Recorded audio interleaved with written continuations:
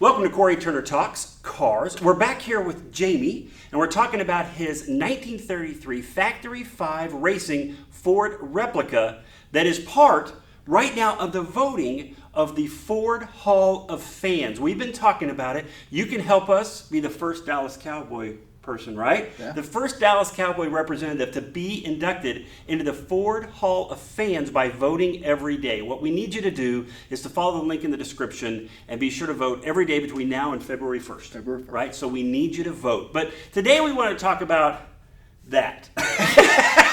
This is over 700 and something pages of how he put that together. So talk to us about that. Yeah, so a 750-page manual. You know, with a car that has so many options and different ways to build it, right, it's difficult to really put a manual together that tells you how to do everything. Right. But Factory 5 has done a really amazing job just putting together an outline for you to go through step by step. If you hit somewhere where you can't work on it, it gives you an opportunity to jump to another area, so you're not losing time waiting on a part or something like that you may. And that probably happens quite a bit, right? Yeah. You get to a point and you're like, oh, I got to order another part or I need something different. So what I will tell you is that Factory 5 does a great job of putting together a turnkey kit for you.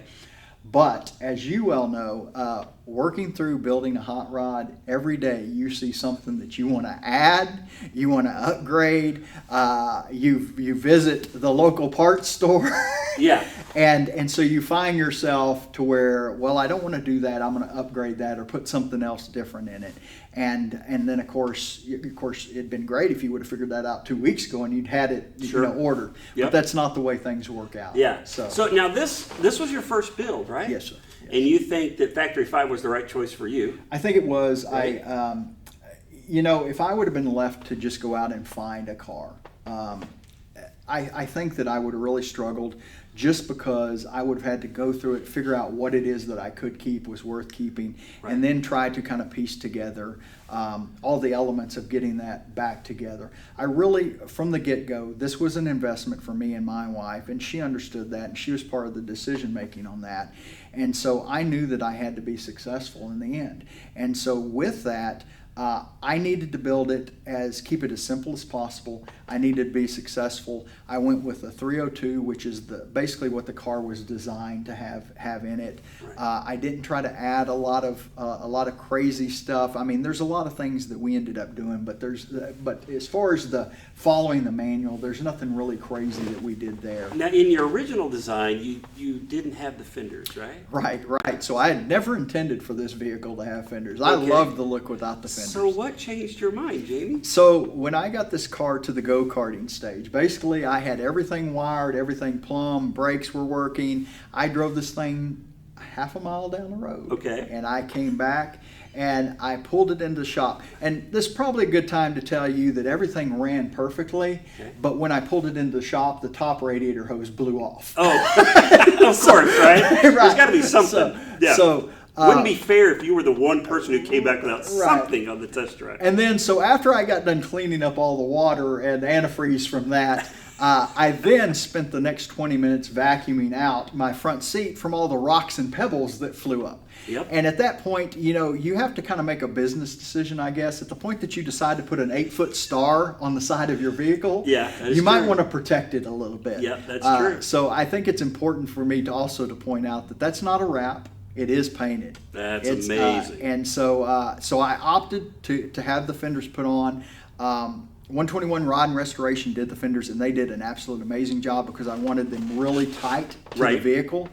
And honestly, I can't imagine the vehicle now without fenders. Because I've seen your pictures. We talked about that on the last video about when you had your vision board basically up there without them. But yeah, this it completes the look for me. Yeah. So now on your first car, so this is your first build. Yes. And so how many hours was it? I mean, what went into making this? So my best guesstimate is I have about 1,600 hours myself.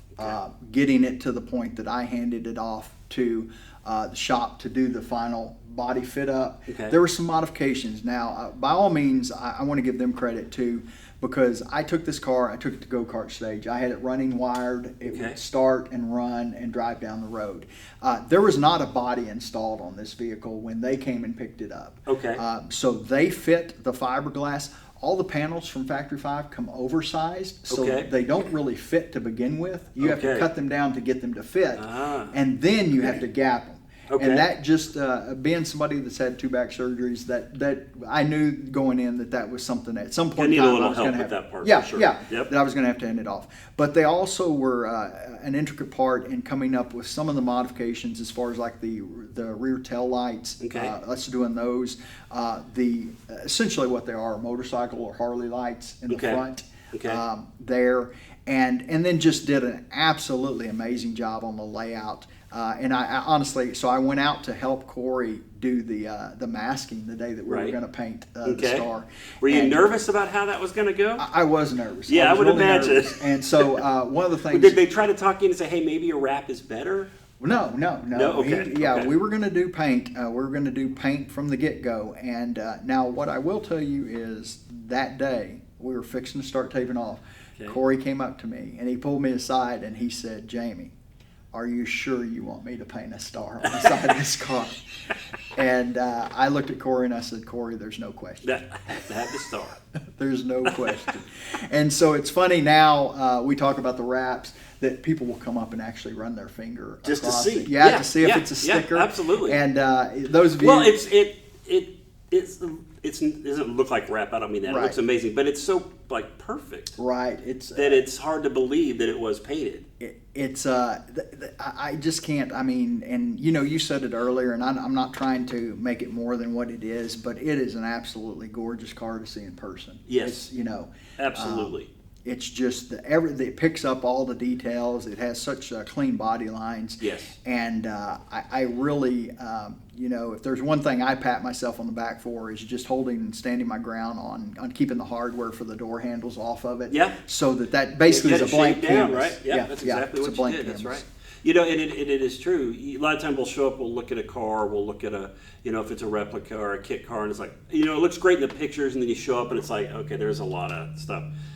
I've walked around this car and around this car. I've been inside this car, under the hood, in the trunk. It's just, I got to tell you, Jamie, it's probably one of the best put together cars I have seen. It's so well put together. I should be looking at the camera while I'm talking, and I'm just looking at the car. I was just thinking to myself. I don't know why I put the car right behind the camera. That probably wasn't a good idea, right? Cory, I find myself doing the same thing. It's almost like we forget we're filming. We're just sitting here like, wow, that is really nice. Now we're going to do another video, and you're going to on another day, and you're going to tell us about some of the custom stuff you did. But I do want to talk about the tips. Okay. Because those are so cool. Okay. So yeah, tell us about those. So it's got to be probably the most talked about, and I have to throw this in here just because anybody that's talked to me at a car show knows this. So the only other question that I get asked about more than the tips are is this a Prowler? Okay. Everybody thinks it's a Plymouth Prowler. Okay, I could kind of see that maybe you totally, Right. So I started this. In fact, I started this whole hashtag not a Prowler. Yeah, that is true. It is not a Prowler. Right. Yeah. Maybe I guess it's the fenders, the trunk, and the fenders out front. That's probably what it does. Yeah. And so, but anyway, back to your so the tips. The second thing that people ask me about are, and I guess it's just a detail that most people wouldn't think about. I actually was going with the ovals, the standard ovals that were provided, and because they were really good quality. But I just started looking at what my options were, and lo and behold, I actually found an off-the-shelf stainless steel star-shaped tip, and I had to get it from Australia. Of all places, and they couldn't promise me it was going to take 12 weeks, and they couldn't promise me that both of them would come at one time. Oh goodness! Yeah. So, but I ended up did get both of them at one time, and it's just it just completes the car because like everything is like, oh, that's a perfect touch. That's a perfect touch, and then all of a sudden you're like, that. Who would have thought about going that extra step? Well, and one thing I want to say, and I tell people this at car shows too, is that you will never hear me deny that this is a Cowboy themed car. But there's absolutely nothing on the car that says Cowboy. Yeah, no, and that's what's funny. It's like, it screams Cowboys in a very loud, subtle way, which is a weird thing to say, right? As about as subtle as you can driving down the road with an 8-foot I mean, it's not even a full star, and yet you know this is a Dallas Cowboys car, which you've loved your entire life. I've loved my entire life too, right? So to combine your cars and that. Now, north of 350 horsepower. Yes, sir. Weighs about 2,500 pounds, so it goes pretty fast. Yeah. And now your wife was a part of this journey with you, right? Right. So you guys go out and drive this thing together. Yeah. Because now she said no to the helicopter. She said no to the helicopter. Yeah. How was she on the hovercraft? So I think she would have been. I think I would have had to probably just go through some logistics on that. Okay. But I really do, even to this day, think that the hovercraft. I would have been not happy with that. Very limited in how you can use it. Right. Yeah. So. But she kind of helped you with some of it, right? I think you said the differential. Yeah, so she helped me, and I'll be honest with you. I mentioned this in my first build. Right. It was the first time I dropped an engine. I had a couple Cowboy fans come over and help me drop the engine in. But my wife and I actually mated the transmission and the engine together. That's excellent. So she helped me with that, and she actually helped me too with the rear differential. That's awesome. So the fact that it's like a team effort, right? Oh, yeah, it's a family project. Yeah. I think you said that she does think about it when you're going 75 miles an hour down the road, that two people who have never put cars together before put this one together. Exactly. Yeah, that's something that, unless you've built a kit car, been around one, or a replica, you don't think about the fact that, I built this. Yeah, what I will tell you is that if something comes loose, there's really no one else to blame. But it's always. And I will say, I feel a little better in that than the helicopter.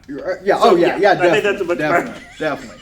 You know what? There's been times that especially when I first had finished the car, that because you have to open up the trunk to get the gas tank, to get to the gas tank on it. Right. So you'd pop that, and I wouldn't close it all the way or something. And so I'm driving down the road, within the first mile or so, and I see it in the mirror. I see it bouncing. Those are not the type of mistakes that I'd want to make with a helicopter. No, that's right. Wise choice for many reasons, but yeah. All right, so guys, we need your help. We need you to vote. We need you to click the link here in the description. We need you to vote for Jamie and his amazing Ford in the Ford Hall of Fame. We have a chance to put the first Cowboy fan into the Ford Hall of Fans, right? Yes. Yeah, that's right.